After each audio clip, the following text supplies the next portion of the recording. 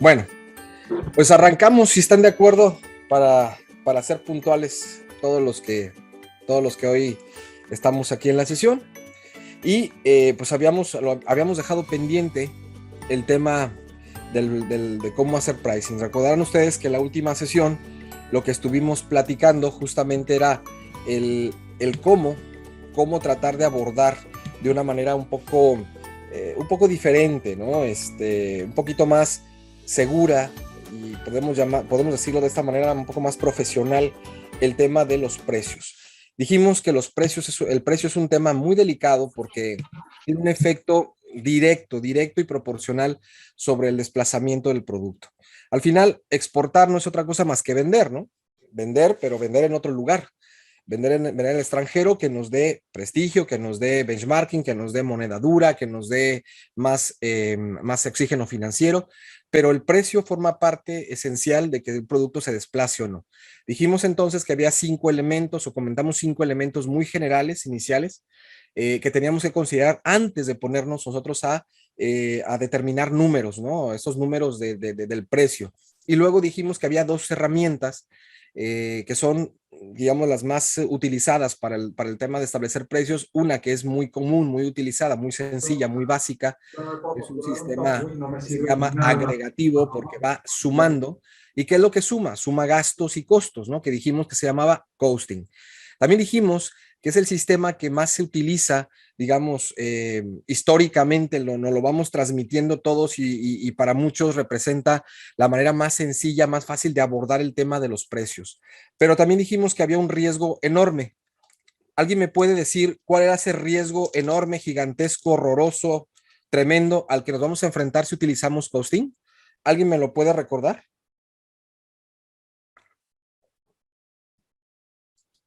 ¿A que no puedes garantizar el buen arribo de la mercancía con el cliente? Por ahí va Laura. Hola, Laura. Por ahí va, sí va, por ahí, muy bien, muy bien. ¿Alguien más que me pueda ayudar así a aterrizarlo un poquito más de lo que dijo Laura? Buen día. Hola. Pero va a estar muy fácil, ¿no? O sea, Pierdes el control de la cadena de distribución, ¿no? Exacto, también, efectivamente, lo que dice Laura, lo que dice Gabriela, tienen toda la razón. El gran riesgo de utilizar el costing es que pierdes el control de tu cadena de distribución. ¿Y qué es lo que pasa cuando pierdes control de tu cadena de distribución? Hablando de precios, obviamente, que nunca sabes en qué precio o cuál es el precio con el que vas a salir en el mercado de destino. Pero les dije que esto se aplica no nada más para mercados de exportación, eso también aplica para los mercados locales. O sea, esas herramientas con mayor seguridad las podemos usar en mercados internacionales porque es mucho más complejo, porque tenemos más riesgos, porque enfrentamos situaciones más complicadas, más complejas, más difíciles a distancia, otros idiomas, otro tipo de cultura, otros consumidores, distribuidores, intermediarios. Pero si yo vendo en mi propio mercado local, también estas herramientas, por supuesto que me sirven, ¿no? Entonces, matamos 2 pájaros de un tiro, revisen su actividad comercial general. Entonces, efectivamente, si yo pierdo control de mi cadena de distribución, lo que yo no voy a saber nunca es cuál es el precio de venta al público, me voy a referir como PVP o PVP, es el precio de venta al público con el cual va a salir mi producto. Y decíamos que teníamos 2 caminos que pueden ser los dos un problema. Uno es que mi producto salga con un precio muy alto, lo cual va a significar una pérdida, digamos, de imagen ante el consumidor, porque cuando lo vean ahí y digan, qué producto interesante, pero luego ven el precio y el consumidor diga en su cabeza, que están locos, esto no vale lo que cuesta, tienes un problema porque has quemado tu marca. Porque el consumidor, muchas veces nosotros como consumidores, pongámonos del otro lado. ¿Cuántas veces nos habrá pasado que decimos eso de un producto o un servicio? No, es carísimo, no cuesta. Y luego lo vuelves a ver y te acuerdas. Y eso es un grave problema. ¿Por qué? Pues porque la imagen del producto lo es todo. O sea, en la mente del consumidor, recuerda tú que lo que el consumidor piensa es ley. Así tú tengas el mejor producto, tengas el mejor sistema, seas la mejor empresa, ¿no? Si en la mente de tu consumidor tú eres caro, punto. Y tú puedes decir, es que mi producto es único, es que hace esto, es que tiene lo otro. Punto. Si en la mente del consumidor eres caro, se acabó. Entonces, hay que tener mucho cuidado cómo manejamos esto, porque si dejamos en la mente del consumidor que nuestro producto sale caro, Se acabó el tema. No va a haber desplazamiento. El otro camino era que saliéramos mucho más baratos o más bajo del valor del consumidor, que el consumidor le da. Esto significa que tú puedes aumentar el precio, pero tiene un costo que vamos a ver más adelante. Y ese costo fundamentalmente es dar más de lo que el cliente de lo que en ese momento le estás dando para que te acepte un aumento de precios así nada más. Porque si tú aumentas precio nada más porque te da la gana, porque te equivocaste y tenía que ser más alto, el consumidor lo que va a hacer es compararte. Y te va a decir, oye, pues la semana pasada me costaba 3 y ahora me cuesta 4. ¿Y por qué lo subieron? Y va a ver el competidor que está a un lado y cuesta lo mismo que la semana pasada y tienes probabilidades de que mejor elija al competidor porque no ha subido precio. Y esto es simplemente esta es una decisión mental, totalmente mental, mental y emocional, no lo vamos a platicar, pero tiene mucho que ver esta parte emocional también de decir, pues no tengo por qué pagarte más, o sea, si el otro vale lo mismo, ¿por qué te lo voy a pagar a ti? Y vuelvo a insistir, tú puedes decir lo que quieras de tu producto, puedes tener la mejor oferta de valor, muy bien establecida, muy bien planteada, pero si para el consumidor eres malo, eres caro, eso es la realidad. Acuérdate la regla fundamental en las ventas, una de varias, es la percepción en la mente del consumidor es ley. Por lo tanto, lo que tú trabajes o dejes de trabajar en la mente de tu cliente, entiéndase distribuidor, importador o cliente final, eso es lo que van a pensar de ti. Entonces, el sistema que nos ayuda a eliminar estas posibilidades, que nos limita casi a cero la posibilidad de equivocarnos en el precio que vamos a poner, se llama pricing. Y dijimos que el pricing fundamentalmente, perdón, voy a ponerlo aquí como pantalla completa para que lo podamos visualizar un poquito mejor, ¿vale?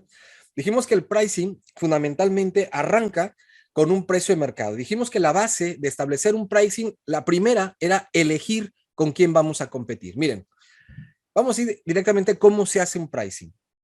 Tenemos 9 reglas, muy sencillas porque además van en lógica, es como una cascada, eso es como una cascada lógica. Lo primero que te pide el pricing para que hagas un precio correcto es identifica el precio de un competidor. O sea, en otras palabras, primero tienes que identificar contra quién quieres competir. Dijimos que uno de los graves errores que cometemos es creer que competimos contra toda la categoría. No. Si yo vendo un refresco, yo no compito contra toda la categoría de refrescos. Yo compito dentro de esa categoría de esa industria, compito con los productos que más se asemejen a mí o que sean idénticos a mí o que tengan la misma función que yo.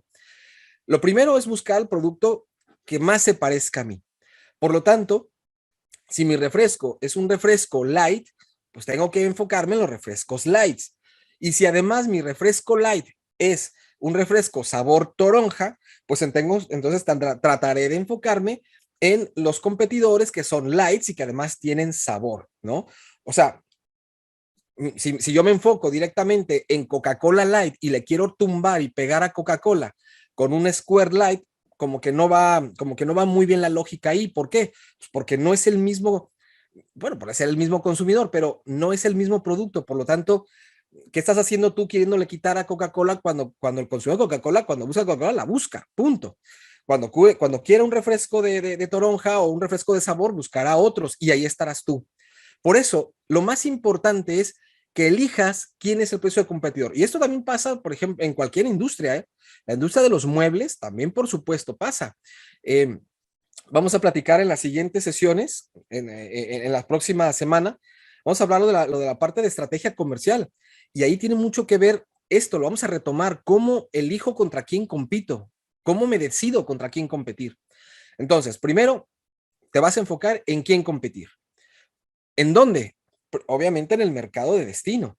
Esto no lo haces en tu mercado local, a menos que sean los mismos productos que te vas a encontrar en el destino. Pero lo ideal es que investigues o te investiguen quiénes son esos productos allá. Que ahora, como yo les decía, es muy fácil, porque hace 20 años teníamos que subirnos a un avión y teníamos que cruzar el océano para ir a ver un punto de venta y ver contra quién competíamos. Y hoy, sentado ahí en tu casa, en tu oficina, te puedes meter a través de web y puedes ver toda la oferta de productos en todas las gamas de industrias que prácticamente hay. Si vendes bicicletas, si vendes sillas, si vendes comedores, si vendes puff, si vendes arena para gato, si vendes shampoo para mascotas, si vendes frutas y verduras, si vendes libros, si vendes, te puedes meter ya a todo lo que quieras saber. Por lo tanto, nos sobra información. Entonces, uno identifica al competidor y por ende, cuando identifiques contra quién vas a competir realmente, vas a identificar su precio. Obviamente tienes que saber a quién le quieres vender. Esto parece ridículo, parece tonto, pero no lo es. Muchas empresas, y yo les aseguro que no por ser, no quiero verme mal diciendo esto, ni mucho menos, pero sí retarlos a ustedes, a cada uno, a que haga esta reflexión. ¿Realmente saben ustedes quién es su comprador? Porque acuérdense que hay compradores, hay usuarios y hay recomendadores de producto o de servicios. Entonces, ¿te estás enfocando a quién debe ser o no? Eso ya lo veremos en estrategia comercial, pero lo primero ya dijimos, identifica tu competidor. Obviamente, tiene mucho que ver con el perfil del comprador o del consumidor final. Esto quiere decir segmentación. Debes de saber a quién le quieres vender. Cuando tú ya sabes a quién le quieres vender, entonces vas a identificar quiénes son los competidores que ofrecen productos a ese tipo de clientes o ese tipo de consumidores y por lo tanto identificas el precio. Punto 1. 2, ya cuando tú tengas el precio, ahora es tu responsabilidad aquí establecer el precio al que tú quieres salir. Fíjate, aquí ya es la decisión tuya, ¿eh? Aquí ya no hay técnica. Aquí simplemente es decide. Imagínate que el precio de tu competidor cuesta 1. Precio de venta al público. Acuérdense que vamos a partir del precio final. No vamos a partir de nuestro costo, vamos a partir del mercado de destino. Por eso el sistema se llama precios basados en competencia. Entonces, ya identifiqué quién es, ya sé cuánto cuesta, cuál es el precio de venta público. Ahora determino cuál quiero que sea mi precio en el mercado. Imagínate que quiero vender en Argentina o en Chile. Bueno, pues mi competidor cuesta $1 en precio de venta al público. Aquí mi decisión es salir arriba, salir igual o salir por debajo. Esa decisión la tomas tú. ¿Basado en qué? Pues basado en tu estrategia, en tus conocimientos, en la confianza en tu producto, las ventajas competitivas, diferencias que tengas, la calidad, la comunicación, lo que vayas a invertir, bueno, un montón de cosas que veremos en estrategia comercial. Pero tú ya tienes que decidir. Si tú decides salir más caro, es porque entonces quieres ser el líder vía premium price. Y ahí debes de tener ciertas características para que puedas sustentar que vas a ser el más caro. O sea, oye, voy a salir a 1.10. Perfecto, vas a ser más caro que tu principal competidor. Pero tienes que estar muy seguro de cómo vas a sustentarle al consumidor que vas a ser más caro que el principal competidor ahí. 2, oye, no, quiero salir igual. Bueno, es una estrategia de par a par. Eso quiere decir que tu producto puede ser mejor, pero le estás dando una ventaja al consumidor porque vas a salir al precio del competidor más importante. O 3, no, aunque mi producto pueda ser igual o mejor que el competidor, quiero tener una pequeña ventaja competitiva a través del precio. Y decido que en lugar de 2 salgo a 1.90, o 1.95, o 1.98, o 1.80, o 1.20. Tú sabrás. Ya lo decides tú con base en tu propia estrategia. Lo más importante es que ya sabes cuánto cuesta el competidor al que le tienes que robar mercado y participación. Eso es lo más importante, porque te imaginas tú que cueste 2 y que tú quieras salir a 4, no tiene sentido. O que cueste 2 y que tú quieras salir a 50 céntimos, pues tampoco tiene sentido, ¿no? Bueno, 3, tienes que, aquí es donde ya comienza la cadena de valor, ¿vale? Después de estos 2 primeros puntos ya comienza la cadena de valor. Acuérdense que lo comentamos la sesión pasada.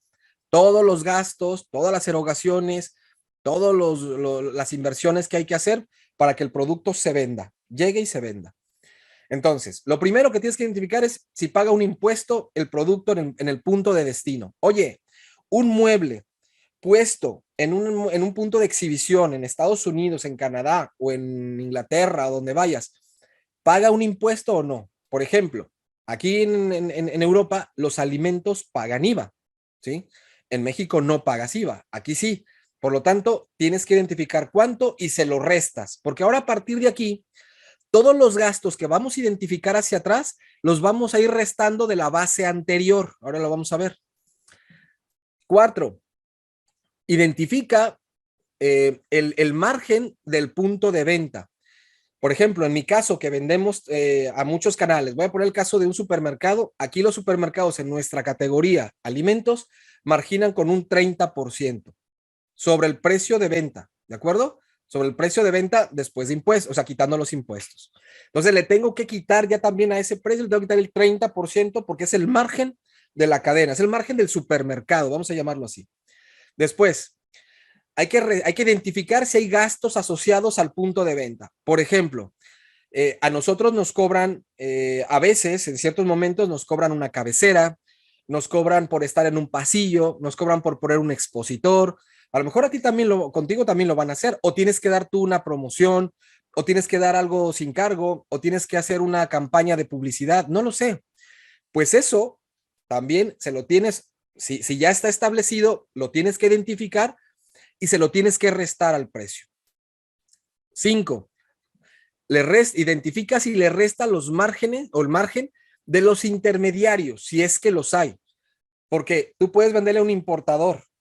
Por ejemplo, nosotros que vendemos a importadores aquí y también a los importadores le venden a su vez a distribuidores o a subdistribuidores para llegar a lugares más lejanos en donde un importador no llega. A veces necesitas tener más gente que participe en la cadena para que alcances más puntos de venta, más lugares y más cobertura. Entonces, tienes que identificar, oye, voy a necesitar o mi producto va a estar también sujeto a subdistribuidores. Si es sí, ¿cuánto gana cada subdistribuidor de tu producto? Si es no, pues lo quitas, o sea, lo eliminas, es cero. Luego aquí sí, porque sí. El margen, identificar y tenerlo claro y restar el margen del importador. Tú a menos. Bueno, y aún así lo vas a hacer, pero a menos que abras tu propia oficina, tu propia empresa, tus propios almacenes, tu propio todo, pues a lo mejor no tienes importadores. Si es que te vas a dar tú solo el servicio de distribución, pero en exportación es muy difícil hacerlo, a menos que tengas ya una infraestructura y seas Bimbo, o seas Corona, o seas una de estas, ¿no? Simplemente vean ustedes el ejemplo que les he puesto. Nosotros con la Costeña factura 12 o 13 mil millones de dólares anuales y sin embargo usamos distribuidores para poder llegar a muchos lugares y subdistribuidores para alcanzar muchos lugares de Europa. Para poder llegar a ciudades más pequeñitas, tenemos que usar subdistribuidores. O sea, no tenemos capacidad directa para llegar a prácticamente ningún lugar, ¿vale? Bueno, luego, ya que tienes eso, vas a identificar todo lo que tiene que ver con la parte de aranceles, aduanas, de importación, etcétera, etcétera. Tienes que saber qué porcentaje o qué cantidad de dinero se le aplica a cada producto, que eso tampoco es difícil. ¿Por qué? Porque lo vas a determinar tú o tu importador o tú con tu importador. Oye, pues mira, aquí hay que pagar 500 euros por despacho, más el 2% de arancel y a lo mejor pagas un quintal de 100 euros por cada 100 kilos de producto porque es una cuota compensatoria disfrazada. Pues todo eso lo prorrateas y resulta que a cada producto le tocan 20 centavos. Pues a esos 20 centavos se lo vas a restar del precio anterior. Ahorita lo vamos a ver en un pequeño ejemplo. Y luego ya por último, vas a identificar, vas a tener claro cuánto costó la cadena logística. O sea, flete principal al destino, si es barco, si es avión, si es camión, si es ferrocarril, obviamente los gastos de exportación, el gasto del camión de mandarlo de tu almacén al puerto de Manzanillo, al puerto de Veracruz o al aeropuerto de Guadalajara, no lo sé. Y lo vas a determinar también unitariamente. O sea, un camión, por ejemplo, a mí hoy nos cuesta a nosotros $3,000 un contenedor de 40 pies seco puesto digamos, del puerto de Altamira o Veracruz al puerto de Valencia. Nos cuesta $3,000. Si yo traigo 20 toneladas, pues esos $3,000 lo prorrateo entre 20,000 kilos para sacarlo por kilo en este caso, ¿no? O ¿cuántas unidades trae el contenedor? Pues trae 50,000 botellas. Pues esos $3,000 entre 50,000 botellas. ¿A cuánto le toca? Ese es el prorrateo, ¿no? ¿Cuánto le toca a cada botellita? Pues le toca 10 céntimos o 5 céntimos. Pues ya está otro costo ahí. Y así vamos a identificar todo. Yo les dije que este sistema, si no le metes información lo más real posible, pues tampoco va a ser la panacea. Te sirve cuando tienes datos, te obliga a informarte, te obliga a tener información. Ahora, esta información no te asustes, es muy sencillo hasta cierto punto conseguir. La parte logística y aduanas de exportación la haces tú, la hace tu forwarder, lo hace a quien tú contrates. La parte de importación, aranceles y la cadena de distribución te la puede dar tu importador o te la pueden investigar. Eso no es problema, créeme, no es problema. Puede sonar difícil ahora, oye, ¿yo dónde voy a sacar cuánto gana un distribuidor? Eso no es problema. O cuánto le tengo que poner yo a mi producto si lo voy a mandar a Japón. Bueno, eso no es problema porque vas a tener cotizaciones, te van a cotizar primero, no vas a contratar así nada más, vas a tener que cotizar, vas a tener que hacer. Oye, pero yo no voy a vender, yo lo voy a poner aquí en mi planta y se lo van a llevar. Pues que te comparta el importador, te comparta los costos logísticos para que tú tengas toda esta información. No importa dónde vendas. Si el producto es FOB o es ex-work, no importa, te va a servir porque vas a controlar el precio de venta público. Acuérdate, queremos controlar el precio con el que vamos a salir en el mercado de destino para garantizar que el precio no va a ser un problema para vender. Si no vendemos, será por otras cosas, pero no será porque porque es muy caro o a lo mejor vendemos de más lo que esperábamos porque es muy barato. Eso no nos va a pasar con este sistema. Entonces, si te fijas que del punto 3 al punto 9, bueno, del punto 3 al punto 9, básicamente, ya es la cadena de valor, es lo que comentamos, es la cadena de valor, ¿sí? Imagínate que yo vendo té, ¿sí? Yo vendo tés. Esto es lo primero que yo hago. Esta es una foto real de un supermercado en España y yo digo, mi té, el que yo voy a vender, pues fíjate que es de frutas. No necesariamente frutos rojos, como dice, es de frutas, simplemente. Bueno, yo ya identifico qué marca y qué producto voy a competir. Yo no voy a competir contra otros que probablemente sean de otra cosa. El mío tiene frutas y yo voy a competir contra los tés de frutas. Y me voy a investigar quiénes son las marcas más fuertes, las que tienen más participación de mercado o el que se parece más a mí. Y yo digo, esta es la marca, se llama Hornimans, este es el producto, estos son los productos con los que yo voy a competir porque este tiene manzana y este tiene frambuesa.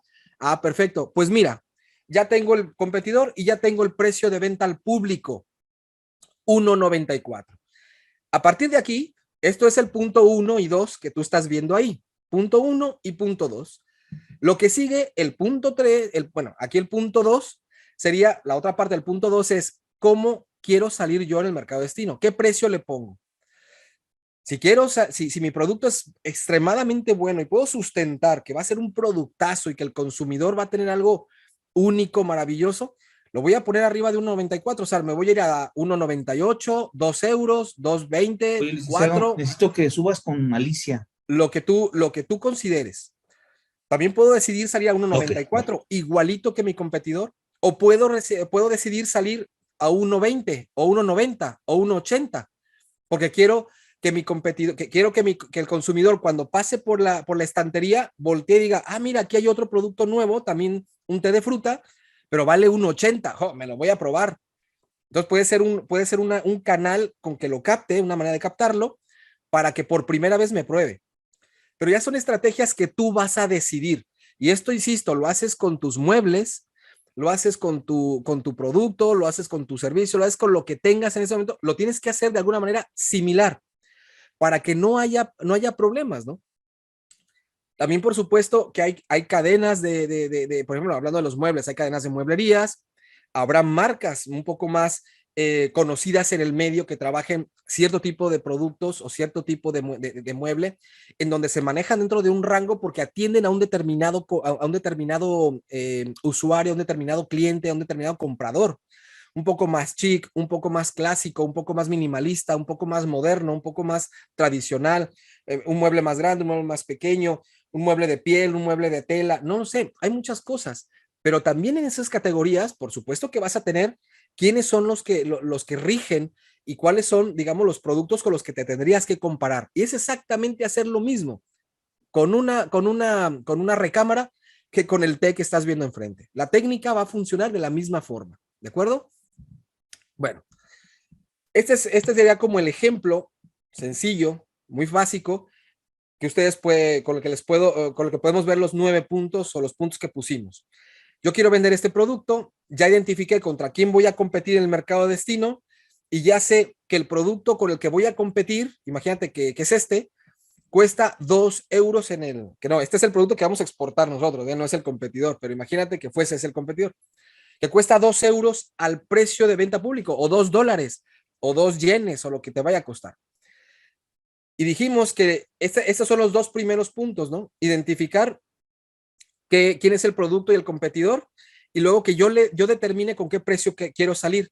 Yo quiero salir al mismo precio de mi competidor más importante, que cuesta 2. Yo también voy a salir a 2. Voy a costar 2 al consumidor final. Aquí, yo en estos mercados sí pago un IVA a estos productos. Tú probablemente tengas que pagar algún impuesto, o haya que pagar un impuesto, o probablemente no. Si no, pues esto se elimina. Luego ya, oye, pues fíjate que lo voy a vender en Carrefour, o lo voy a vender en una mueblería. ¿Cuánto se va a ganar Carrefour, la mueblería, o Petco, o la veterinaria? ¿Cuánto gana por vender mi shampoo? Pues mira, aquí Carrefour en esta categoría de producto gana el 30%. Si te fijas, lo que estoy haciendo es que del precio inicial voy restando los márgenes de la cadena que ya he identificado, los voy restando, y va significando el precio anterior, va siendo mi base para restar el que sigue. O sea, no hay mucha ciencia en esto. El precio anterior, por ejemplo, a 2 le quito el 10% y me queda 1.81. A 1.81 le quito el 30% del margen de la cadena y me queda 1.26. A 1.26 yo le resto el 20%. Estas condiciones de plantilla es porque a mí me obligan a meter publicidad obligatoria, salir en hacer ciertas actividades, y eso es más o menos el 30%, pero en el 20% sobre el precio de venta al público, o sobre el precio de venta. Entonces, tengo que quitárselo al precio anterior. Y así me voy. Mira, mi importador lleva un margen del 30%, por lo tanto, a la base anterior se lo tengo que restar. Ya cuando yo le quito el margen al importador, eso es el precio puesto en el almacén del importador. Si te das cuenta, este es el mismo precio. O sea, mi producto, para que pueda salir a 2 euros al precio de venta público y entonces garantizar que compito, tendría que estar en el almacén de mi importador en Madrid en 64 céntimos. Fíjate nada más, de 64 a 2. Para que veas que la cadena a veces es una cadena muy pesada. Identifica la tuya. Puede ser más pesada o menos pesada que esta. Ojalá sea menos. Fíjate aquí cuánta gente está jugando con cuántos márgenes. Es una brutalidad, una brutalidad. Pero bueno, yo le tengo que poner este producto que ves aquí, se lo tengo que poner en 64 centavos de euro en el almacén de Madrid, para que él a su vez, el importador, haga todo lo que tiene que hacer y mi producto llegue a 2 euros al precio de venta público. Y luego, porque voy a seguir para atrás, lo que yo quiero saber es si mi precio FOB o ex-work es correcto o no. Entonces tengo que seguir otra vez para atrás. Le quito los costos logísticos en España. ¿Qué es esto? El despacho aduanal en Valencia o en Barcelona, el agente aduanal que yo le pagué a Barcelona, los impuestos si es que pagué, etcétera. Lo que haya pagado al momento de importarlo en España. Pues resulta que yo pago el 6%, se lo resto.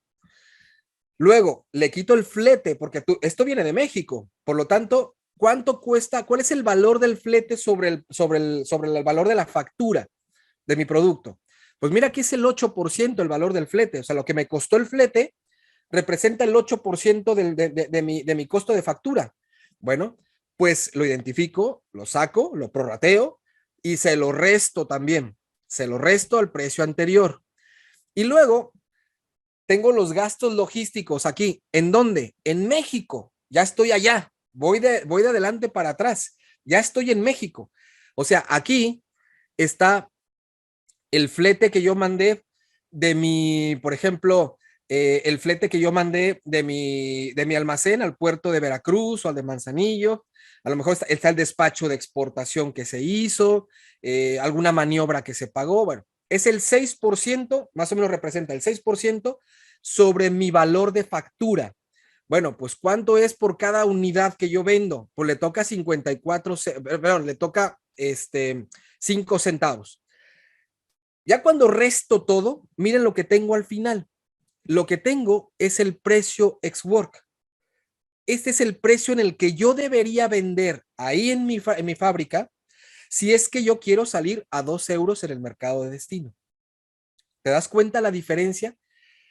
Ojo, 50 céntimos, 50 centavos de euro. ¿Qué pasa si yo hago costing? Pues imagínate que a mí me cuesta, vamos a pensarlo, bueno, pues acá lo tenemos, ¿no? Creo que acá lo teníamos. Ah, aquí lo teníamos, mira. Vamos a pensar que los dos son FOB. Si yo hago costing, me voy al costo del producto más el margen más los gastos, me daría 64 céntimos. O sea, yo lo voy a vender en 64 céntimos. O sea, ese sería mi precio FOB. ¿A quién? A mi importador. Pero si yo hago un costing haciéndolo bien, me doy cuenta que yo no puedo vender a 64 céntimos o centavos, porque si yo vendo a 64, esta cadena se va a ir multiplicando y acá, créanme que no va a ser 2. Esos 64 céntimos acá van a salir como en 3.20. Tú dirás, pero ¿cómo crees? Nada más se suman esos centavos. No. Se van multiplicando, acuérdense. El precio de aquí para allá, de atrás para adelante, se va multiplicando. Entonces, esos 15 centavos que hay aquí de diferencia contra el costing, no se los sumas aquí, ¿eh? No es que saldrás acá a 2.14. Esto lo vas multiplicando y luego hay márgenes, hay un montón de cosas. ¿Por qué? Porque esos 14 suman aquí. Luego, aquí esos 14 se sumarían, ya sería la base para otro 10%. Ya con esos 14, más otro 20 ya con esos 14. O sea, por eso les digo que no es una suma simple, ¿no? Por lo tanto, lo más seguro es que con un costing, vendiéndolo a 64 centavos, mi precio de venta al público sea de 3 euros o 3.20 o 3.40. Si mi competidor más importante vale 2, ¿cómo voy a salir yo en 3.40 o 3.50? ¿Cuándo voy a vender uno de mis packs de Tuni? ¿Cuándo voy a vender? Que de hecho estamos en proceso de análisis con ellos para introducirlos en Europa, con Tuni. ¿Cuándo voy a vender yo este pack saliendo a 3 euros o a 3.20 o 3.40? ¿Tú lo comprarías? ¿Tú tendrías la marca que conoces, española, europea, aquí, y tienes a Tuni que acaba de llegar y la de acá cuesta 2 y la tuya 3.20 y dices, caray, creo que es el producto, son prácticamente el mismo producto. ¿Comprarías el de 3.20? Siendo honestos, ¿lo comprarías? Yo creo que no. La inmensa mayoría de los consumidores no lo comprarían a menos que notaran que tu producto tiene una ventaja brutalísima y me lo llevo porque ese euro 20 lo pago sin problema porque me lo vale. Pasa lo mismo con todos los productos. Quizá un poco menos con los productos de lujo, un poquito menos con los productos premium price, pero aún así más o menos tampoco te puedes disparar. O sea, quiero decir, tú llevas un producto que sea premium price, oye, que mi producto es de piel, o sea, un mueble, que sea, es de piel y es artesanal y hecho a mano, todo eso. Muy bien, perfecto, pero no serás el único que venda productos de piel artesanales hechos a mano. ¿Cuánto costará en las mejores galerías de decoración una silla? Vamos a pensar, yo que sé, bueno, pues que cuesta $250. ¿Por qué van a pagar 300 por la tuya? O 380 o 400. Hay que sustentarlo, ¿no? Esto es la diferencia entre hacer un costing y un pricing. Si yo vendo aquí 64 porque mi costo me dio más mi margen era 64, vas a salir 3.20. ¿Y sabes qué va a pasar dentro de un tiempo? Que te van a llamar y te van a decir, oye, no vendimos tu producto y creo que me vas a tener que pagar el producto que no se vendió. Y te van a hacer una nota de crédito y tú le vas a tener que pagar la diferencia. Bueno, a menos que así lo hayas negociado, ¿verdad? Y si no, te va a llamar y te va a decir, o tú le vas a llamar, oye, ¿por qué no me has vuelto a comprar? Me compraste 6 meses y no has vuelto a repetir. Porque no se vendió nada. Pero ¿cómo crees que no se vendió? No se vendió nada. Y va para atrás, o sea, tu producto es más, ya lo destruimos, ¿no? O ahí está en el almacén, no se mueve. ¿Y sabes por qué no se mueve? Porque el precio no es el correcto. Y este es el principal problema de la mayor parte de los productos. Así es que tengan cuidado con el sistema que están utilizando, no se vayan con la finta de utilizar el costing. El costing es una porquería de sistema. lo debes usar simplemente para hacer comparativos, pero no lo tienes que usar para establecer tus precios porque te vas a quemar, porque vas a cometer un error que luego lo vas a pagar carísimo. Entonces, esfuérzate un poquito más para conseguir información, vas a conocer mejor tu mercado, vas a conocer mejor la cadena de distribución y lo más importante, vas a darle un precio al cliente que sí estaría dispuesto a pagar y vas a ir a la segura. De tal manera que el problema que te vas a enfrentar para hacer rotar tu producto o tu servicio en el mercado de destino, junto con tu importador o tu distribuidor, no va a ser el problema de precio. Te vas a olvidar afortunadamente de eso. Va a ser, oye, falta comunicación, o hay que hacer una promoción, o hay que darlo a conocer. Bueno, pueden ser algunas otras cosas, o a lo mejor funciona maravillosamente bien y empiezas a vender y a desplazar rápidamente. Pero que este no sea el problema. Esto es el pricing, por eso tengan mucho cuidado. Tema de los aranceles y cuotas, creo que todo el mundo sabe, no me voy a detener mucho en esto. Es parte del sistema que hay que identificar.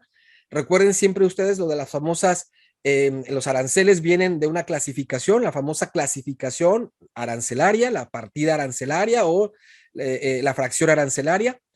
¿Cuántos productos existen en el mundo? Hay decenas de miles de productos. Bueno, pues todos ya sabemos que están clasificados con números, con un código numérico. Si yo quiero vender esta avena de Granvita, la quiero vender en España, o la quiero vender en Italia, o la quiero vender en Japón, o la quiero vender en Singapur, o la quiero vender en Brasil, con este número va a ser suficiente para que nos entendamos, ¿no? Para que todos tengamos que hacer nuestros análisis bien y de manera correcta. Entonces, clasifiquen correctamente sus productos, háganlo bien. ¿Por qué? Porque seguramente su importador les va a pedir la fracción arancelaria o por lo menos que les dé la fracción de exportación. Acuérdense que las fracciones arancelarias son estos dos últimos dígitos y esos dos últimos dígitos a nivel fracción cambian por país, pueden cambiar por país. Entonces, el capítulo, partida y subpartida normalmente suelen ser casi siempre los mismos a nivel mundial dentro de los países signantes de la OMC, pero a nivel fracción arancelaria es lo que puede cambiar. Entonces, tú trata de tener bien clarito, por lo menos a nivel, o sea, el capítulo, partida y subpartida, tenlo muy bien clasificado tu producto, para que le puedas dar la información a tu importador y también te ayude el importador a hacer este análisis, para que te pueda dar la información que necesitas para que puedas hacer también este análisis, ¿de acuerdo? Entonces, fracciones arancelarias tienen que tenerlas muy clasificado. Si no saben hacerlo ustedes de manera directa, que se los haga su agente aduanal o un agente aduanal, contrátenlo, les va a cobrar muy poquito y les va a hacer una buena clasificación. Hay productos complejos, no se vayan con la finta, acuérdense de que sean, mira, pues porque esta es la fracción, dice que eso ya está. Acuérdense que hay reglas de interpretación en las tarifas del impuesto general de importación y exportación, hay reglas de interpretación. Entonces, es mejor que siempre esto lo tengan certificado y evaluado por un profesional. Entiéndase, un agente aduanal preferentemente, que ya tenga sus fracciones, sea un producto el que manejes o sea muchos, porque puede por un proceso, incluso por un proceso de producción, puede ser que el producto cambie de fracción arancelaria. Entonces, ténganlo esto muy atentos, ¿no? Digo, no me detengo en este tema porque me imagino que ustedes ya más o menos lo conocen. La TIGIE se llama en México, aquí en este continente se llama TARIC, pero es exactamente lo mismo, es donde están clasificados a nivel partidas, capítulos, partidas, subpartidas, todos los productos que existen, ahí los tenemos. Vean, por ejemplo, aquí yo quiero traer ¿qué va a ser? Estos son chicles, yo quisiera traer chicles de México, aquí lo dice, vienen de México. Fíjense lo que paga, por ejemplo, aquí un chicle, ¿no? Los chicles que vienen de México, paga el 0% de arancel, pero paga es una cuota compensatoria disfrazada, porque no se pueden establecer cuotas compensatorias en un marco en un tratado de libre comercio siempre y cuando no se haya hecho primero un panel de arbitraje. Pero hay siempre esas lagunas legales, lo hace México, lo hace Estados Unidos, lo hace Canadá, lo hacen los países signantes. Entonces, para no poner cuota compensatoria por temas de azúcar, lo que hacen es que aquí le llaman quintal. Miren, este es un ejemplo. 6.2 México, acá, 0% de arancel, pero hay que pagar 27 euros por cada 100 kilos de producto. O sea que tú, en tus documentos de exportación, ya lo veremos más adelante, vendrá la cantidad, siempre hay que poner el peso de lo que vamos a exportar, y si está sujeto a alguna fracción o alguna compensatoria, puede ser por valor factura o por peso. En este caso, si yo trajera chicles de Canels a Europa, pagarían 0 de arancel, pero sí pagarían 27 euros por cada 100 kilos. Entonces, por cada cajita de Canels que yo venda, tengo que prorratearlo para saber cuántos centavos le toca a cada cajita. Pero fíjense la belleza de un tratado de libre comercio. Fíjense los que están acá, derecho de terceros países, ¿sí? Acá arriba. El derecho de otros países, ellos pagan 6.2%, 6.20%. A nosotros el tratado ya nos quitó y nos puso en 0. Por eso los tratados, ¿se acuerdan cuando comentábamos, cuando seleccionábamos país de destino? También es importante ver dónde pagamos más, dónde pagamos menos. Pero bueno, ya no me detengo mucho aquí y nos vamos directamente. Bueno, estas son ya cuestiones mucho más técnicas, no me detengo porque el tiempo no nos daría, pero bueno, tienen que clasificarlo de manera correcta para evitar que se nos vayan gastos, porque todo esto son gastos que si yo no identifiqué que pago esto, ¿sí? Si yo no he identificado que pago esto, termino pagándolo vía rentabilidad. O sea, de lo que me iba a ganar con mi operación de comercio, si yo no identifiqué gastos y me toca pagarlos, pues tómala, que los tengo que pagar por medio de lo que me iba a ganar en esa operación comercial. Así es que clasificar bien la mercancía. Esto es lo que yo les decía al final. ¿Cuál es el precio correcto de exportación? La gráfica 1 es cuando tú vendes barato, que el cliente percibe más valor de lo que está pagando. Tú dirás, o tú pensarás probablemente que es algo positivo. Es positivo desde el punto de vista del desplazamiento del producto, pero no es positivo desde el punto de vista de la rentabilidad de exportador tuya. ¿Por qué? Porque este gap que hay aquí, que tú ves desde la línea roja a la verde, esto es dinero que tú estás dejando de ganar, ¿sí? Porque si tu precio estuviera aquí, el cliente estaría dispuesto a pagarlo. Por lo tanto, en lugar de vender a 1, podrías vender a 2 y ganarías más dinero. ¿Qué pasa en el escenario 2? Es justo lo contrario. Tú estás tratando de vender algo que el consumidor considera caro. O sea, el exportador cree que su precio tiene que ser alto y el cliente dice, no lo vales. Este es el escenario más difícil de todos, el más complejo y el más duro, porque es cuando alguien te dice, eres caro y no lo vales. Y es cuando el producto no se vende, es cuando el producto se queda en la estantería, se queda en el lineal, se queda en el anaquel y no se vende por razones sobre todo de precio, porque el cliente piensa que eres caro. ¿Y por qué piensa que eres caro? Porque no tiene referencia o él cree que el valor que está obteniendo de ti no es suficiente para pagarte lo que estás pidiendo. Para pagarte los 2 euros o 2 dólares o 2 yenes o 2 lo que sea, ¿sí? Necesitas estar a este nivel. O sea, necesitas que él suba la creencia que tiene de tu producto o tu servicio que tiene más valor. ¿Cómo lo puedes hacer? Hay muchas maneras. No lo vamos a ver en esta sesión. Hay otras maneras. Pero lo que hace mucha gente es bajar precio. Lo que hacen muchas empresas es bajar el precio. ¿Es la solución? Sí, normalmente suele ser la solución rápida a corto plazo. Pero ojo, aquí ya tuviste un efecto negativo muy, muy malo. Perdiste tiempo, prestigio, te has quemado en el mercado. Muchas veces estos errores pueden llegar a costarte salir de puntos de venta antes de que te des cuenta y ya no hay nada que hacer, ya perdiste la oportunidad. Estas dos cosas es lo que pasa cuando haces costing. Costo más margen, más gasto, precio de venta. Esto es lo que pasa cuando haces costing. Como no tienes control en lo que vas a salir, tu precio va a terminar en el punto de venta, o sales muy barato o sales muy caro. Y no vas a vender o vas a vender menos o vas a ganar menos de lo que podías ganar. Si estás aquí, alguien se está llevando esa rentabilidad que tú te pudiste haber llevado. Oye, yo te hago la pregunta y creo que la respuesta es muy básica, ¿no? Si puedes ganar $1 o 2 en la venta de tu producto, ¿qué prefieres ganar? ¿1 o 2? Pues es obvio, ¿no? Estamos aquí, pero no te lo estás ganando. Te estás ganando 1, pudiéndote haber ganado 2. Ese dólar adicional tú se lo estás pasando a alguien ¿Y sabes quién va a ser normalmente? El importador o el distribuidor. Es el que se va a estar llevando ese euro adicional. Adicional al margen que debería haberse llevado. Entonces, haciendo un gran negocio contigo, pero tú, ahora, ¿qué pasa cuando quieras subir el precio? El cliente te va a pedir más. Te va a decir, caray, ¿por qué te voy a pagar más que el otro que también me da lo mismo? Entonces, no creas que es un escenario tan fácil tampoco como para decir nada más, venga, sube el precio. No, no es así. Siempre será más fácil bajarlo que subirlo, ¿eh? Siempre será más fácil bajar un precio que subirlo. Subirlo implica un costo mayor desde el punto de vista del consumidor que bajárselo. Entonces, fíjate los errores tan graves en uno u otro escenario. Entonces, ¿qué buscamos esto? Y este escenario en donde tu precio está equiparado contra el valor que le da el consumidor a tu producto, entonces ahí sí estamos haciendo bien las cosas y entonces ahí el cliente sí está dispuesto a pagarte lo que tú le estás pidiendo.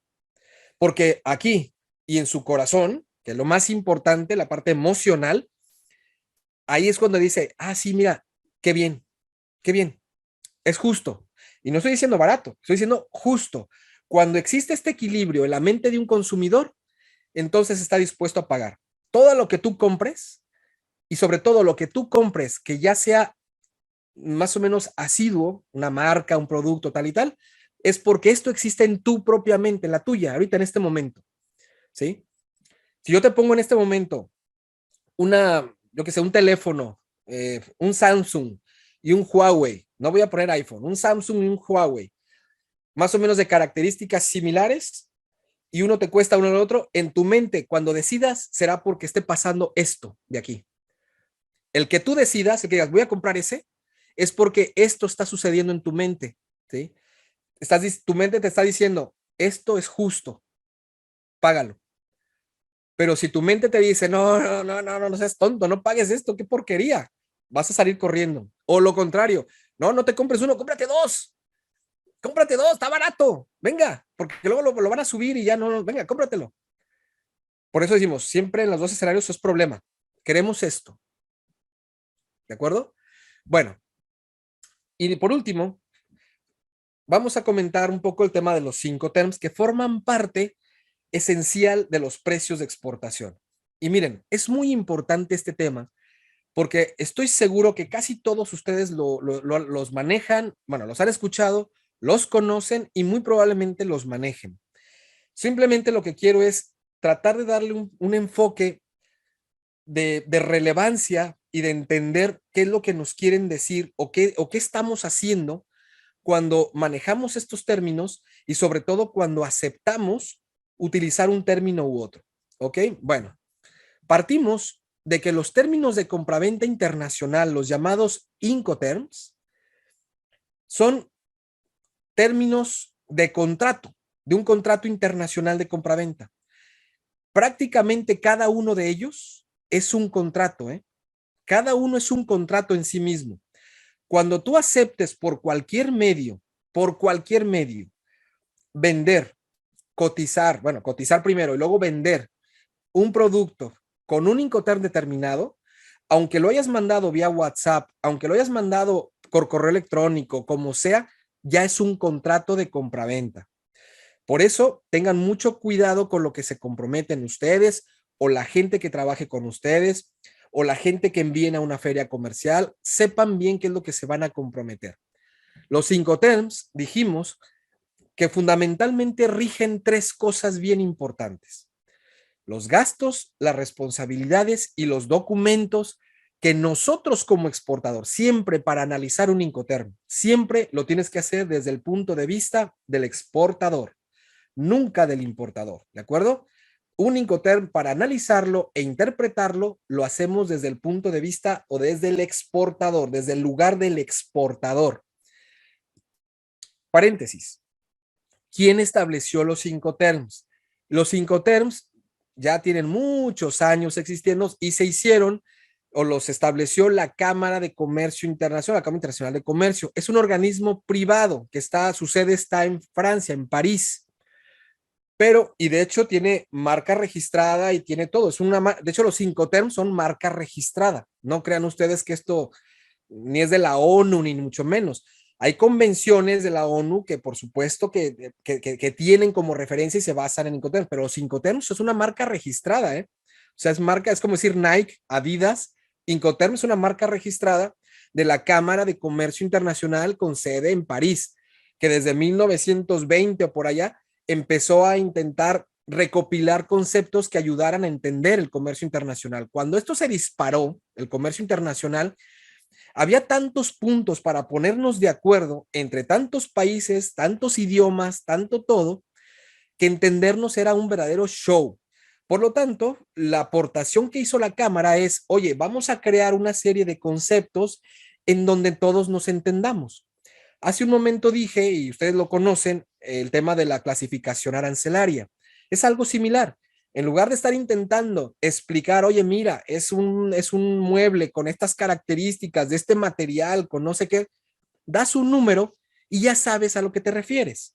Ya no necesitas hablar ni lituano, ni italiano, ni japonés, ni nada. Con un número ya sabes a lo que te refieres.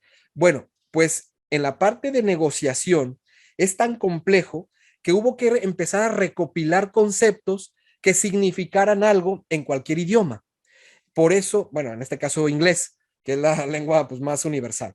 Entonces, se recopilaron, esta cámara o este organismo privado los recopiló y se han aceptado básicamente por todos los países firmantes de la Organización Mundial del Comercio. Ya todos los aceptamos, pero es una marca privada, es una marca registrada, ¿de acuerdo? Pero bueno, aún así está dentro de las convenciones y las convenciones pues, se regulan por el derecho internacional. Bueno, los Incoterms forman parte ya de esas convenciones y por lo tanto, si aceptamos nosotros un Incoterm, estás aceptando un contrato. Un contrato que tiene que ver con los gastos que tú, acuérdate, siempre eres el exportador, con los gastos que vas a pagar, las responsabilidades que vas a asumir y los documentos que vas a entregar. Esas son las cosas que regulan los Incoterms. ¿Cuáles son, qué tipo de gastos, digamos, nos vamos a enfrentar? Pues mira, todos estos que ves aquí, embalaje, la carga, tú imagínate, desde que lo vas a embalar, el empaque no, el empaque siempre es tu responsabilidad, pero el embalaje podría ser, no es tu responsabilidad, ¿eh? No es tu responsabilidad, pero puedes aceptar embalarlo, que es normalmente lo que se hace, porque tú eres el experto del producto. Después que lo embalas en tu propio almacén, tienes que subirlo a un camión, ¿no? Hay que subirlo para que se lo lleven a algún aeropuerto, puerto de exportación. ¿Quién lo va a subir? ¿Quién lo va a cargar? Dirás, qué ridículo, ¿no? Qué absurdo. No es absurdo porque tú te imaginas que te ofreces a cargarlo. Tú vendiste ex-work, o sea, vendiste entregado en tu almacén y te ofreces a cargar el contenedor, perdón, el contenedor, y le vas a levantar, imagínate los muebleros que usan, que llevan productos muy delicados porque se pueden golpear. Por ser buena persona, tú levantas el palet o lo que sea, o el mueble, lo cargas y te cae y se te astilla o se rompe. ¿De quién es? Tú vendiste work, ¿de quién es responsabilidad? Pues del que compra, ¿no? Pero tú estás haciendo la maniobra. Por lo tanto, va a haber un problema aquí porque te va a decir el que compra, sí, era mi responsabilidad, pero tú te ofreciste a cargarlo. Va a ser un problemón. Entonces, hay detalles, a ese nivel de absurdo podemos llegar, ¿sí? Luego hay que llevarlo al lugar de salida, a la aduana de salida. Hay que hacer trámites, hay que mandarlo por un barco, por un avión, por un camión, por un ferrocarril a otro país cercano o lejano. Tiene que llegar, tiene que descargarse la mercancía, tiene que hacerse maniobras, tiene que pasar por importadores, tiene que subirse otra vez a otro camión y tiene que irse a un lugar de destino. Todo esto, en todos estos puntos que ven ustedes aquí, hay gastos, hay riesgos y hay documentos que se generan. Por lo tanto, no es lo mismo para ti como exportador aceptar un término en donde tú entregas la mercancía en tu almacén y de ahí en adelante ya no es bronca tuya, a que aceptes un término en donde se lo tienes que poner en su almacén de destino. Entonces tienes que ir hasta allá y entregárselo a donde él te diga o donde hayan acordado. Imagínate, el costo y el riesgo es muchísimo mayor, obviamente. Antes, los Incoterms los manejaba, adelanto, los Incoterms se renuevan o se revisan cada 10 años. La versión actual es la 2020, la anterior a la 2010. Por lo tanto, van ustedes a ver la versión 2020, no busquen la 2022 porque no existe. Se revisan cada 10 años. Entonces, si quieren profundizar y realmente conocerlos muy a detalle, métanse a Incoterms 2020, que es la última versión. Antes, con la 2010, se clasificaban, digamos, por grupo, por letra. La letra de las E, que nada más es uno, las letras de las F, la D, la C y la D. Ya no, ya con los nuevos Incoterms 2020, ya no los clasificamos por letra, aunque bueno, todavía sigue sirviendo. La verdad es que nos acostumbramos mucho a usarlo por letra, pero bueno, en la realidad, ahora se clasifican por tipo de transporte.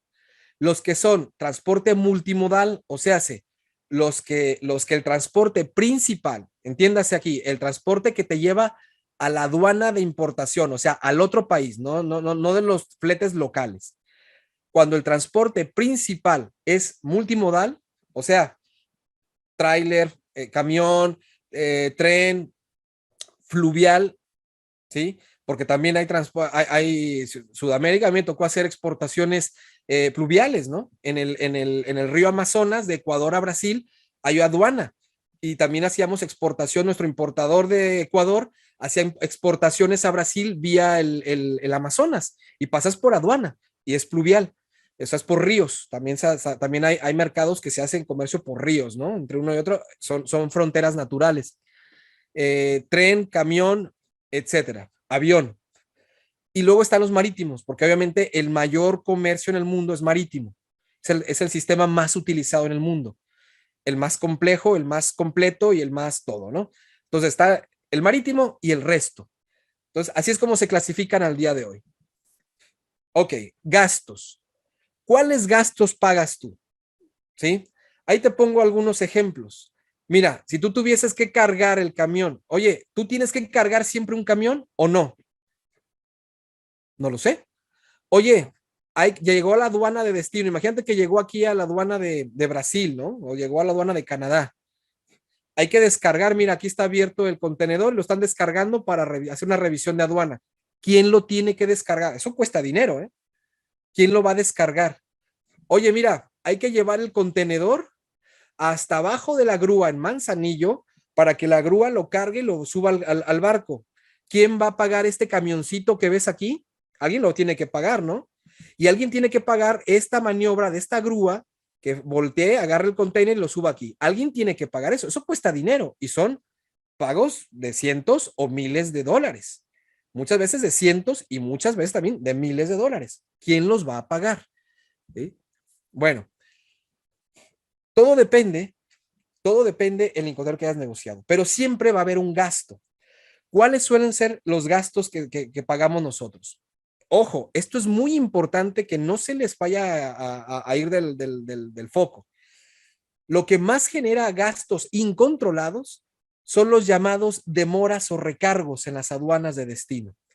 ¿Qué son los demoras o los recargos? Son almacenajes, son manejos y son custodias de cuando llega tu mercancía al mercado de destino aquí y resulta que hay que hacer ciertos procedimientos, ya sea normales para despachar o que imagínate que tú no entregaste algún documento. A nosotros nos pasa muy seguido, ¿eh?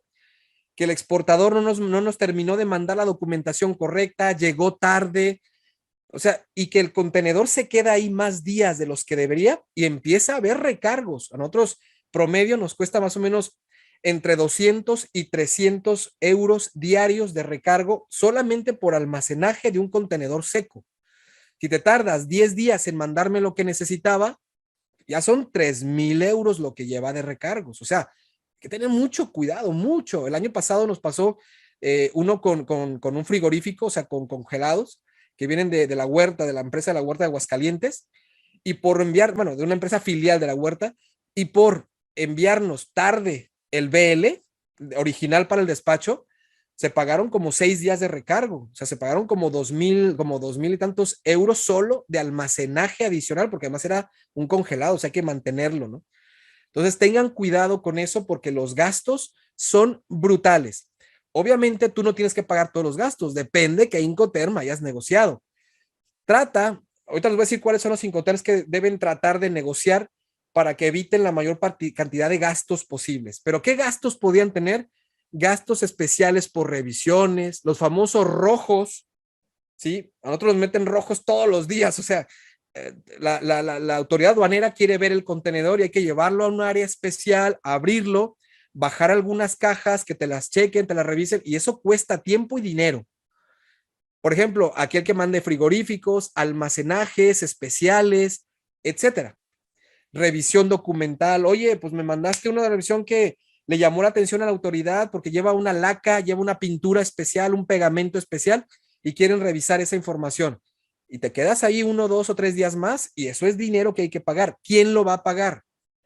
Cuidado porque te pueden luego mandar una facturita y la facturita pueden ser de cientos o de miles de dólares. Y tú dirás, ah, caray, ¿yo por qué? Pues todo eso tiene que ver con los Incoterms. Y acuérdate que todos esos gastos tienen que estar inicialmente identificados en la cadena de valor para que podamos hacer pricing. Si no, no se nos escapan esos datos. Oye, yo no tengo experiencia, no te preocupes. Hay gente que te lo puede hacer, que te puede ayudar, no te apures, pero por lo menos que sepas que existe todo esto.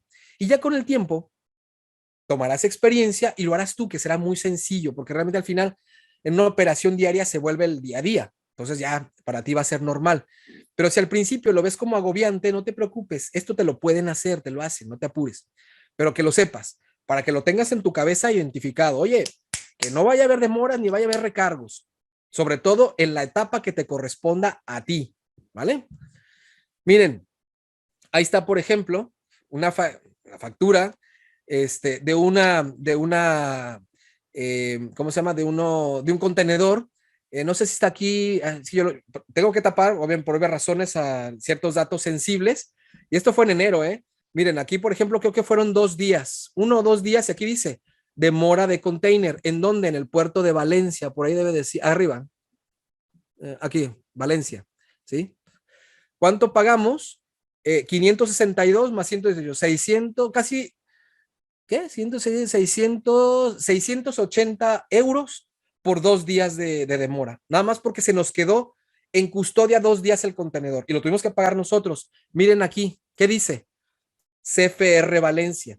Esto quiere decir que yo, como exportador, acepté todos los gastos, todos los riesgos y todo el tal hasta que el contenedor se descargó en el lugar en Valencia, en el puerto de destino. Yo lo acepté como exportador. Pero como entregué tarde cierta documentación y no es culpa de mi importador, yo, exportador, tengo que pagar esta factura. Yo la tengo que pagar. Si hubiese negociado otro Incoterm, entonces le toca al importador. ¿De acuerdo? Entonces, hay que tener cuidado, por favor, hay que tener cuidado. Ahora, vean ustedes, estos son los gastos que yo menciono que se tienen que identificar. Estos son gastos extraordinarios. Estos no deberían haber pasado. O sea, estos gastos extraordinarios no deben suceder y no suceden cuando haces y planificas bien. Pero hay cada empresa, hay cada prestador de servicio, hay cada forwarder que hay que estar encima de ellos para que todo se entregue en tiempo y orden para tu importador o para ti, para que evites gastos que no tenías contemplados. Estos 680 euros los voy a pagar de mí. Si yo fuera el exportador, en este caso, no lo soy, yo soy el importador, pero el exportador que está en Aguascalientes los va a tener que pagar de su margen de utilidad. Y si hay más gastos que se generan porque es su responsabilidad, porque él es CFR, ahorita se los voy a explicar, de su utilidad los va a pagar. No es mi problema. Y si esto se hace 5,000 paga. No me los cobran a mí. ¿De acuerdo? Por eso hay que tener cuidado, mucho cuidado con lo que van ustedes a negociar, van a aceptar, qué responsabilidades y qué gastos van a asumir. Miren, esto también es importante que lo sepan. Este es un ejemplo real también del mismo contenedor. Siempre que ustedes envíen, hablo marítimo en particular, que es lo más voluminoso, y esto también aplica también a los camiones, ¿eh?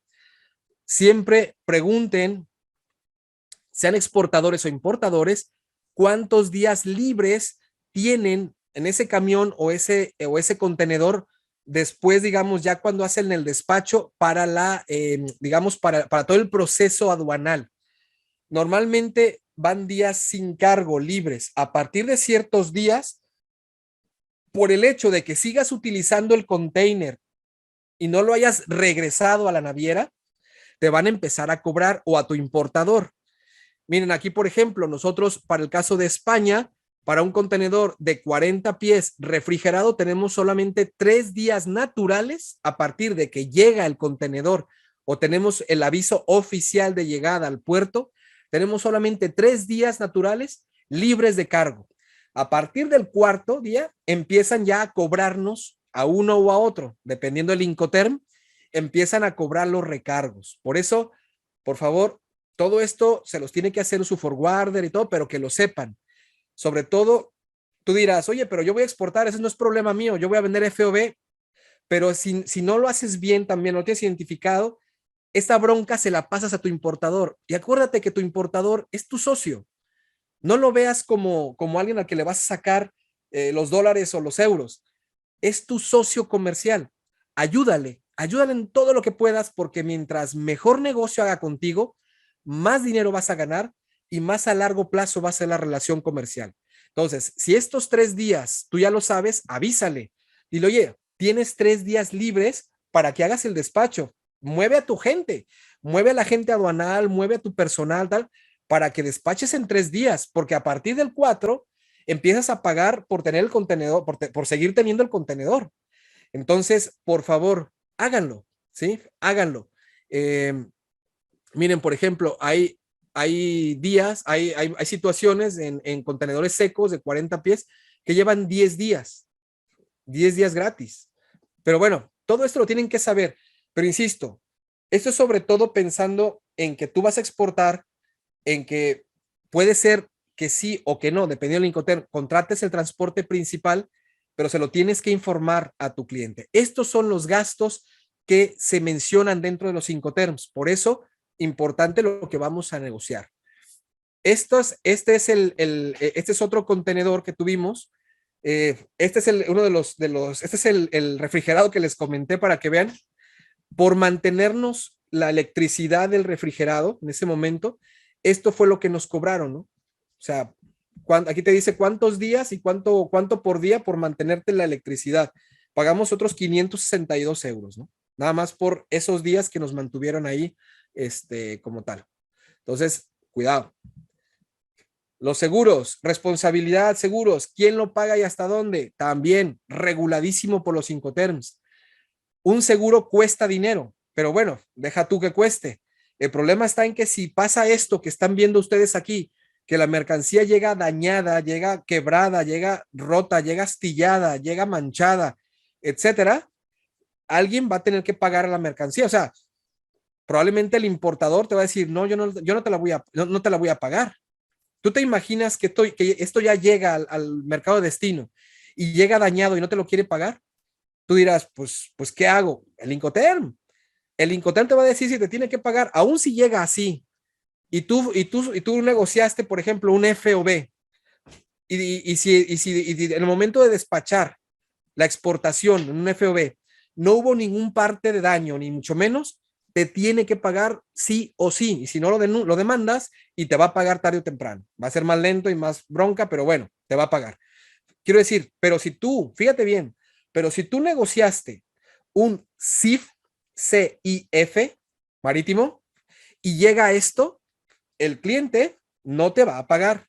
O sea, el importador no tiene por qué pagarte. Aquí es tu responsabilidad porque aceptaste CIF, que significa que tú pagas el flete, tú pagas el seguro hasta el lugar, hasta el puerto de destino. Por lo tanto, al momento de que llegó al puerto de destino, llegó dañado, te toca a ti, exportador, empezar a tramitar seguros y todo, y no te tiene por qué pagar la mercancía. Está exento de pago. Entonces, Incoterm importantísimo, ¿vale? Bueno, y luego por último, los documentos. ¿Cuáles documentos? ¿A quién se los tienes que mandar y para qué? Tienes que saber en su momento y revisarlo bien con tu importador qué necesita. No vaya a pasar, como nos ha pasado muchas veces, que mandan embarques que saben, por ejemplo, que tienen que mandar un certificado de origen y resulta que no lo tramitaron. Entonces, y luego también viene el problema de las fechas. Los certificados tienen que salir con fecha anterior al despacho y resulta que llegó con fecha posterior, ya no te lo valen. Hay muchos detalles documentales, entonces también es tu responsabilidad saber qué documentos tienes que generar y que entregar. Facturas, listas de empaque. Tú imagínate que necesite una certificación eléctrica porque estás mandando una lámpara y se la van a pedir al momento de la importación, una certificación de seguridad eléctrica y no se la mandaste.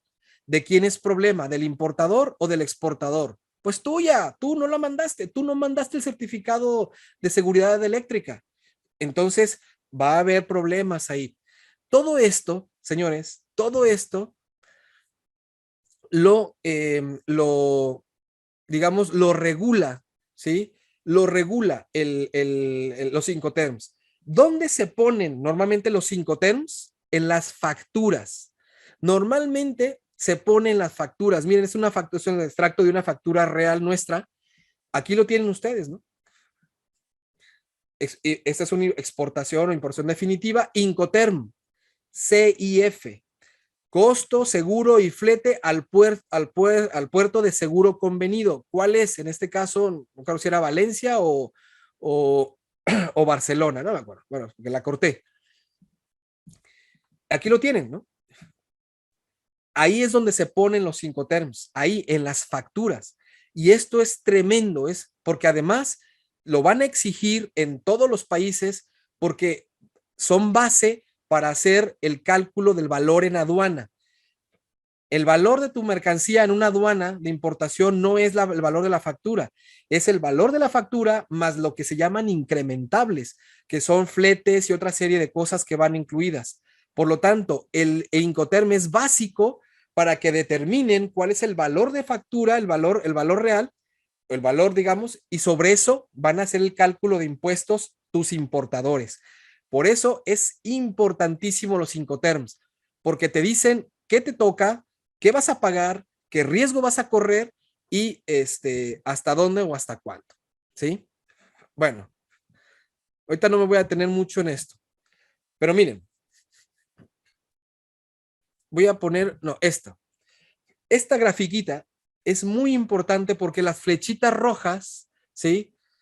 Se refieren a dónde tú como exportador le transmites el riesgo a tu importador. Vamos a ver uno que es muy, muy curioso. Por ejemplo, mira, este CPT, que es para todos los medios de transporte, menos marítimo. Esto quiere decir que tú, fíjate, tú como exportador contratas el flete hasta donde te lo pidan. Oye, tengo que mandar un avionazo a Japón, pues allá, hasta allá lo vas a pagar. Pero el costo, o sea, aparte de los gastos, ¿no? Que es el flete. Pero fíjate dónde transmites aquí en este Incoterm el riesgo. Tú no estás obligado en este Incoterm a contratar un seguro. Tú, exportador, no estás obligado. Lo tiene que contratar el que te compra. Entonces, cuando tú se lo entregas a DHL, que lo recogen ahí, o se lo llevas tú a la aduana DHL, o a FedEx, o a Panalpina, o a quien se lo vaya a llevar, en ese momento transmitiste el riesgo al comprador. Entonces, ¿qué quiere decir esto? Que el comprador ya debería haber tramitado un seguro para esa mercancía. Si lo hizo o no lo hizo, ya no es problema tuyo. Oye, se dañó la mercancía, llegó destrozada, ¿me lo tiene que pagar? Sí. ¿Por qué? Porque tú no corrías con el riesgo de la mercancía, corría él. ¿De acuerdo? Entonces, por eso, vuelvo a insistir, vean ustedes la importancia que tienen los Incoterms. Son tan importantes, tan importantes, porque transmites el riesgo. Y porque si no, y también el costo, obviamente, ¿no? Miren, la flechita azul, las flechitas azules en esta gráfica representan el costo que tú tienes que asumir en la operación. Por ejemplo, FOB, que es probablemente el más común de todos, el que más se usa, el marítimo. El FOB significa que mis gastos terminan hasta que la mercancía la suben al barco en el que se va a ir de Manzanillo, de Veracruz o de Altamira. En ese momento terminan mis gastos, ya no tengo ningún gasto más. Y en ese momento que ya subió mi contenedor al buque, le traspaso el riesgo al comprador. Ya no tengo responsabilidad sobre la mercancía. Si en ese momento, al día siguiente o al rato, digamos, más tarde, ya cuando el buque se va a ir, llega una tormenta en Veracruz, llega un norte y destruye el contenedor, ya no es problema tuyo, porque con FOB tú transmitiste la responsabilidad cuando cruzó la borda del buque, cuando lo cargaron, cuando la grúa lo cargó. En ese momento se te quitó ya toda responsabilidad y ya era bronca del comprador. O sea, te tiene que pagar en tiempo, en forma y todo, ya no hay problema. Él tendrá que haber contratado un seguro y en todo caso reclamarle al seguro y que le pague el seguro. Fíjate qué interesante y qué importantes son los Incoterms. Sé que esto para los que ya lo manejan, sé que es medio tedioso, para los que no, a lo mejor medio complicado, pero al final poco a poco se te va a ir haciendo cada vez tu dominio, porque en el comercio internacional lo vas a necesitar. No todos, obviamente, no todos, pero sí algunos. Los Incoterms también están ordenados de menos a más. Ex-work significa que lo vendes en tu empresa, o sea, en tu almacén, en tu fábrica, y el DDP significa que lo entregas con todo pagado, incluyendo impuestos, lo entregas en el lugar de destino. Imagínate qué complicado que tú tengas que entregarlo en un pueblito de Singapur, allá en las montañas, allá está tu comprador y tú aceptaste un DDP. Pues tienes que encargarte de todo, incluyendo la aduana de Singapur, lo que haya que pagar, lo que haya que hacer y que le llegue a su almacén en Singapur es problema tuyo. O sea que si ya cuando le faltan 100 metros para llegar al almacén de Singapur, el camión se vuelca, es problema tuyo, no te tiene por qué pagar la mercancía. Entonces, mientras más vas avanzando en los Incoterms, los gastos van siendo mayores y también la responsabilidad va siendo mayor. Aquí lo estás viendo, ¿no? Las flechitas rojas, cómo se van haciendo cada vez más largas. Entonces, estos son los Incoterms. Dependen en este momento, sobre todo, como dijimos, del medio de transporte que elijas, sea multimodal o marítimo. En otras palabras, todo lo que no sea marítimo se llama multimodal. Y los marítimos tienen sus propios Incoterms, que aquí están, como el CIF, como el FOB, etcétera.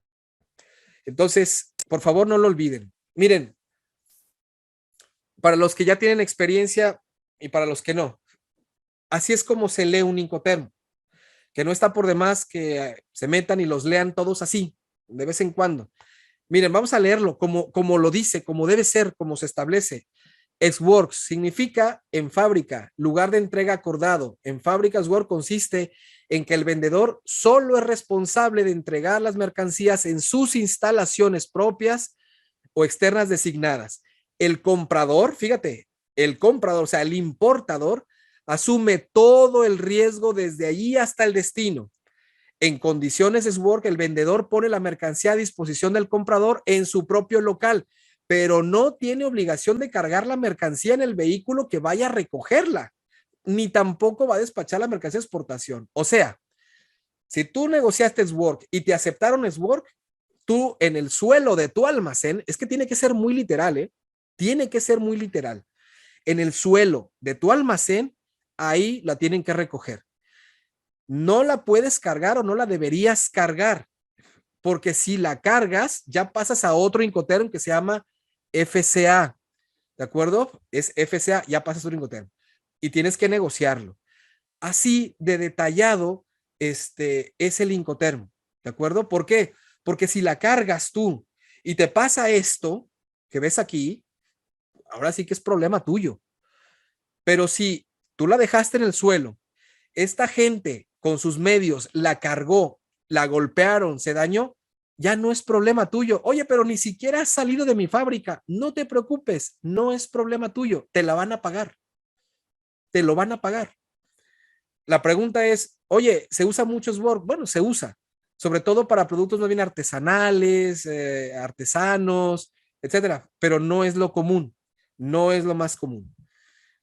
Quizá el Incoterm más utilizado de todos, sobre todo por el marítimo, es el FOB. No me voy a detener tanto, pero ya vieron ustedes cómo se definen, ¿no? Cómo definimos uno. Y así están definidos todos. Oye, tienes que ponerlo así, tienes que entregarla de esta manera, tienes que subirla, tienes que bajarla. Tú te encargas de esto, el otro de aquello. Así te lo dicen los Incoterms. Entonces, métanse a leerlos con más detalle, porque si nos ponemos aquí a revisar uno por uno, pues al quinto nos vamos a dormir todos, ¿no? Aquí vamos a quedar un poco dormidos. Pero sí es importante que sepas lo básico, qué es lo que regulan, que sepas que son por medio de transporte, que sepas que transmite costos y riesgos, y sobre todo que mientras más te vas alejando en los Incoterms de la E hasta la D, vas asumiendo cada vez más gastos y vas asumiendo cada vez más riesgos, ¿de acuerdo? Y también obviamente más documentos, tienes que entregar más documentos cada vez, ¿de acuerdo? El FOB es probablemente el Incoterm que más se usa en el mundo, porque está. Imagínate, esto es en el puerto de Manzanillo y este contenedor es tuyo. ¿Qué Incoterm ustedes creen que se puede aplicar ahí? Ahí puede aplicar dos Incoterms, ¿no? Se puede aplicar el FCA, o sea, que es dejarlo a un ladito del medio de transporte, o si lo vas a subir y es responsabilidad tuya es porque aceptaste un FOB. O sea, cuando este contenedor que ustedes están viendo aquí, que este es tuyo, ya lo suban a este barco y lo posen sobre el barco, fíjate bien, cuando la maniobra termine, entonces tú ya le transmitiste la responsabilidad al que compra. Es que es así de detallado y es así de técnico.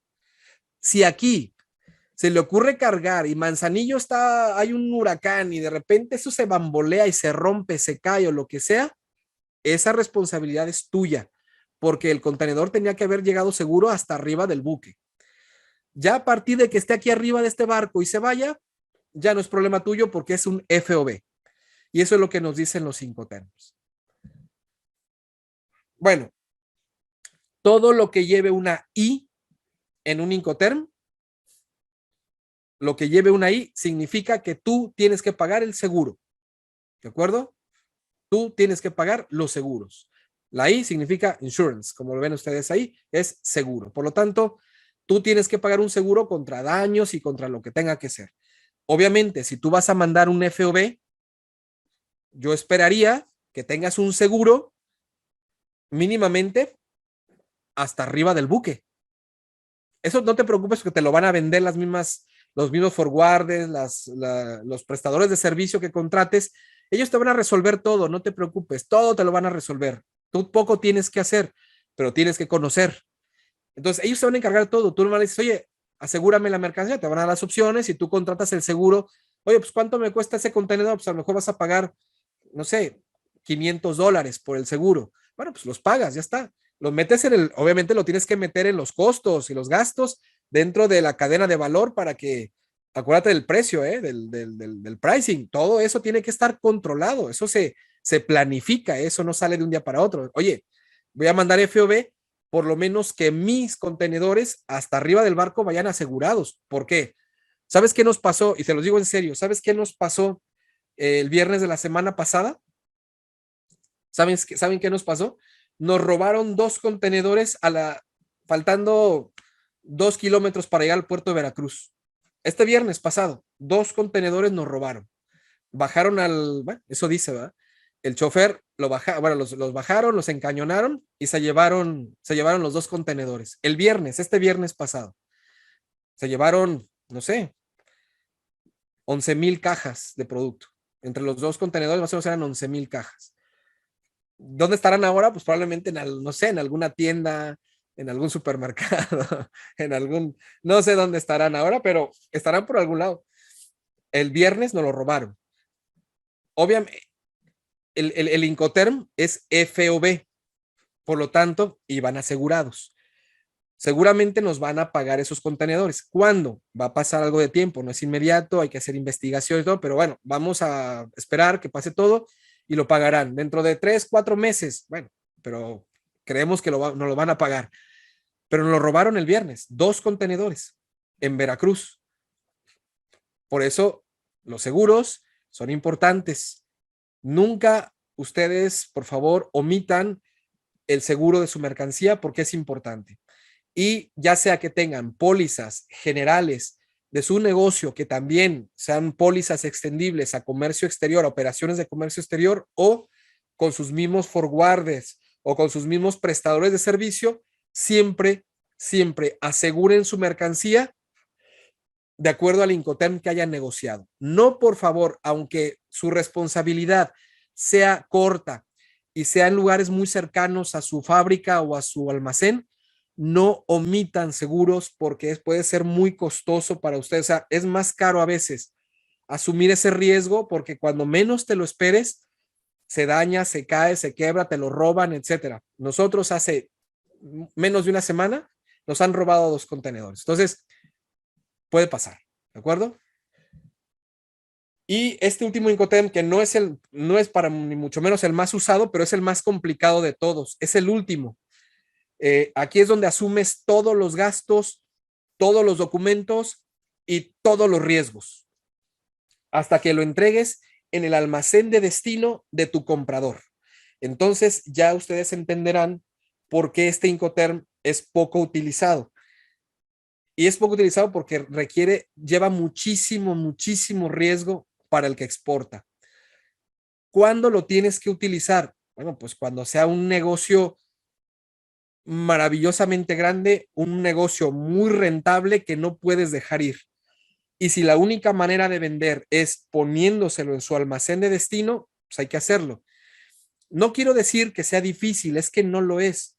Lo que pasa, porque ahora ya con los sistemas logísticos, los 3PLs, los 3 Partner Logistics, todo esto, pues ya está todo controlado y puedes tener control desde tu oficina, ya de tu contenedor en cualquier parte del mundo. O sea, eso ya no es problema. Yo lo que digo es que asumes muchos riesgos y en el mundo, pues no sabes qué va a pasar. Por lo tanto, este Incoterm, no crean ustedes que esto hay que negociarlo por facilidad. No, la facilidad logística se tiene. Ya los sistemas actuales están tan integrados que podemos vender a cualquier parte del mundo sin problema, aunque lo tuviéramos que poner allá. Pero sí los riesgos. Entonces, traten hasta donde sea posible de equilibrar sus riesgos. O sea, ¿qué quiere decir equilibrar los riesgos?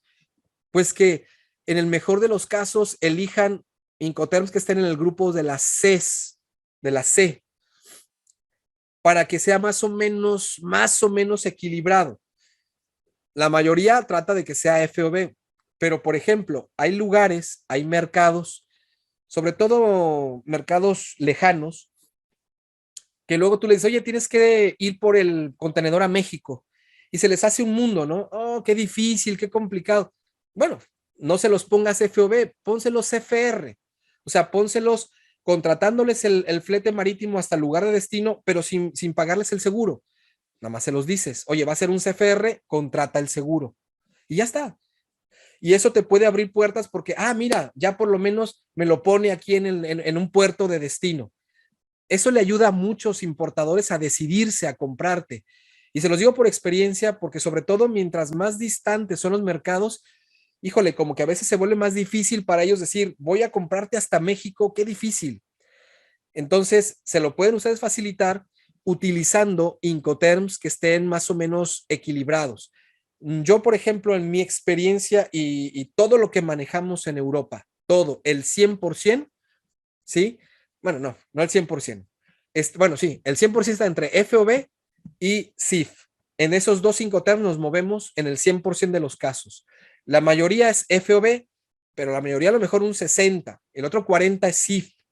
Entonces, ese CIF es porque muchos clientes nuestros aquí quieren que tú se los pongas en el puerto de Barcelona, en el puerto de Rotterdam o en el puerto de Valencia o en el puerto de Hamburgo, porque se les hace más fácil para ellos ya encargarse ya aquí dentro, ya en un puerto de ellos.